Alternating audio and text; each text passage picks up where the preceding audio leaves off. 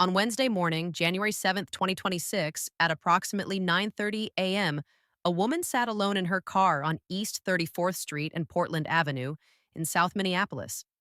It was an ordinary winter morning. Traffic moved through the neighborhood. People were heading to work. Nothing about the moment suggested it would become a national flashpoint. The woman's name was Renee Nicole Good.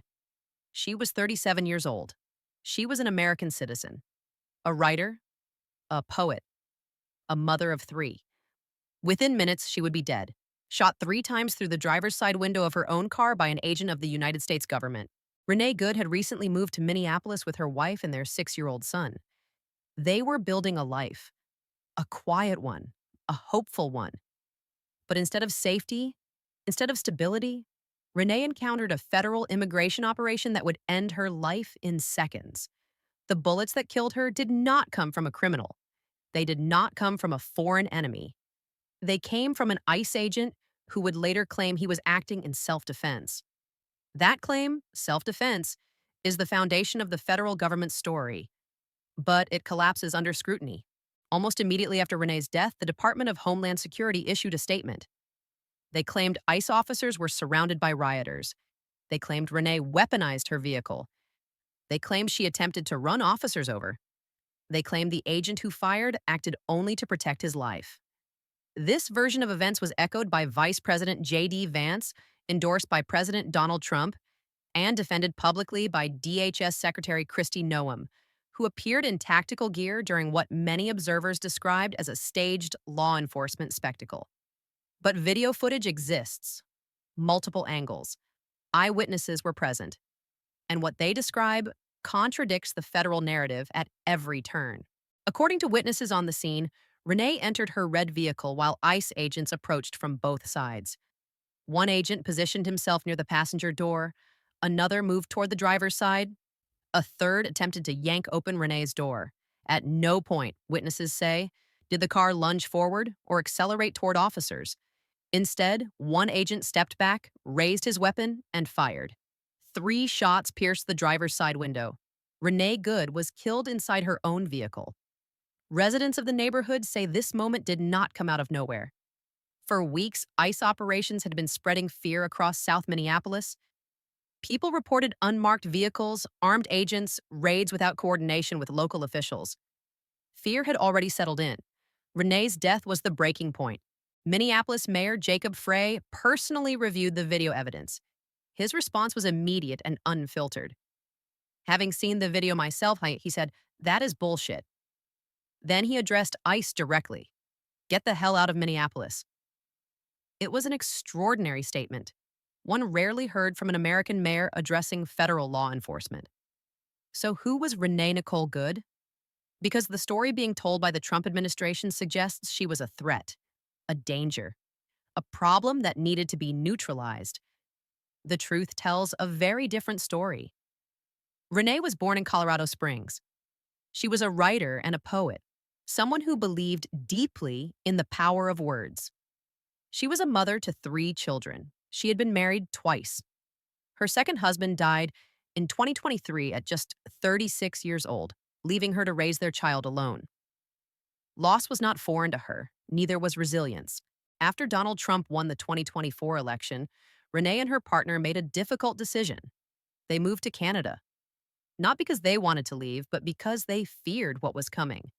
They saw the warning signs.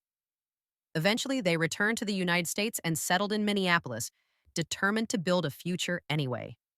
Her wife, Anna Donegan, described Renee as someone who sparkled, someone who believed that even in dark times, people were capable of building something better.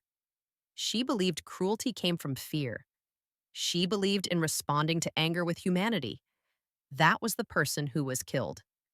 Renee died less than 1 mile from the intersection where George Floyd was murdered in 2020. Minneapolis is still living with that trauma. Schools still teach through it. Communities still process it. The city never fully healed. And now, federal agents have reopened that wound, bringing violence back to the same streets under the banner of immigration enforcement. What the federal government does not emphasize is the scale of what they deployed into Minnesota. 2,000 federal agents were sent into the Minneapolis area. 2,000. That is more than 3 times the size of the Minneapolis Police Department. ICE leadership openly bragged about the operation on conservative media outlets. DHS officials staged raids for cameras. Edited propaganda videos were posted and quietly deleted. This was not routine law enforcement. It was political theater. The community most impacted was Minnesota's Somali population, the largest in the United States. And here are the facts that rarely make headlines. Nearly 58% of Somali residents in Minnesota were born in the United States. Of those born abroad, 87% are naturalized citizens. These are Americans. These are legal residents. These are families who fled war and built lives here. Governor Tim Walz called the operation what it was: a show. A camera-driven display meant to satisfy a political base while traumatizing an entire community. Renee Good's killing did not happen in isolation.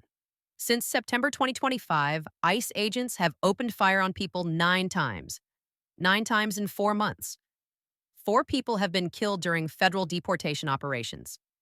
Just 1 week before Renee's death, an off-duty ICE officer shot and killed Keith Porter Jr. 2 days after, a Border Patrol agent shot 2 people in Portland, Oregon. Journalists have documented a disturbing pattern. Agents brandishing firearms at unarmed individuals, beating people during raids, deploying chemical weapons against protesters and bystanders, and creating panic that has led to deadly consequences. These are not accidents. They are the predictable result of militarizing immigration enforcement while stripping away accountability. After Renee was killed, Minnesota's Bureau of Criminal Apprehension began investigating in coordination with the FBI. Then the FBI abruptly rescinded that agreement. State investigators were removed from the case. The federal government took full control. The Hennepin County Attorney's Office issued a chilling warning. If the FBI remains the sole investigative agency, the public may never see the findings. Let that sink in. The federal government is investigating itself for killing an American citizen and actively blocking state authorities from accessing evidence. That is not transparency. That is a cover-up happening in real time. Governor Walz responded by authorizing the National Guard to stand by, not to suppress protests, but to prepare for the possibility that federal agents operating in his state could not be trusted. A governor had to prepare for federal law enforcement acting with such impunity that even truth itself became uncertain. The community responded immediately.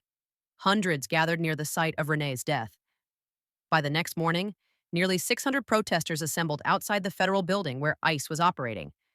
Federal officers in riot gear pushed into the crowd, threw people to the ground, made arrests, and deployed chemical irritants against American citizens exercising their First Amendment rights. DHS later claimed protesters were violent, assaulting and spitting on officers. It was the same narrative used during the George Floyd protests. Label dissent as violence. Use that label to justify force. Flood the public with propaganda. Meanwhile, Minneapolis public schools canceled classes. Not because of protesters, but because ICE agents pepper-sprayed students at Roosevelt High School and handcuffed faculty members. Armed federal agents used chemical weapons on teenagers and then claimed they were the victims. Days later, 3 members of Congress, Ilhan Omar, Angie Craig, and Kelly Morrison, arrived at the Whipple Federal Building for a scheduled oversight visit. They were denied entry. The invitation was rescinded without explanation. Members of Congress were blocked from overseeing federal operations in their own districts. That is not a bureaucratic hiccup. That is a constitutional failure. The administration claims the operation is about investigating fraud in daycare programs. But the story does not hold up. If this were about fraud, why deploy immigration agents instead of financial investigators? Why use riot gear? Why pepper spray students? Why block congressional oversight? And why kill an American citizen who had no connection to any alleged fraud? Because fraud was never the point. The operation was collective punishment. Even corporations noticed. DHS attempted to use a Hilton hotel in Minneapolis as a detention staging area. After public backlash, Hilton severed ties with the property entirely, removing a franchise rather than allowing its brand to be associated with ICE operations. That decision alone speaks volumes about how toxic this operation became. Later, new video emerged, recorded by the ICE agent who killed Renee. In the footage, Renee can be heard speaking calmly to officers. That's fine, dude. I'm not mad at you, she says. Those were among her last words. Moments later, she was shot 3 times. Mayor Frey reviewed the footage and said the agent walked away with a hop in his step. An American citizen was killed, and the shooter showed no visible distress. Renee Good's death became the first recorded homicide of 2026 in Minneapolis. A federal agent killed an American citizen. The investigation is being conducted solely by the same federal government responsible. Her family raised more than $1.5 million in donations before the fundraiser was closed. That money will support her children. But no amount of money can explain to a 6-year-old why his mother was killed by her own government. 2 weeks before Renee's death, Mayor Frey publicly warned that ICE operations were becoming dangerously chaotic. Somebody is going to get seriously injured or killed, he said. 2 weeks later, his warning came true. Governor Walz once called ICE a modern-day Gestapo. Critics called it hyperbole. Now there are 2,000 federal agents occupying his state, students being pepper sprayed, members of Congress being blocked, and an American citizen dead. Minnesota is the test case. If this works here, it will happen everywhere. This is not about immigration enforcement. This is about power. This is about whether Americans will accept lies over video evidence, propaganda over truth, impunity over justice. Renee Nicole Good should be alive. She should be home with her family. Instead, she was killed. And they called it self-defense. But we're not buying it. We're not accepting it. And we're not moving on. Justice for Renee Good is not optional. It is a line in the sand, and how we respond will determine what kind of country we become.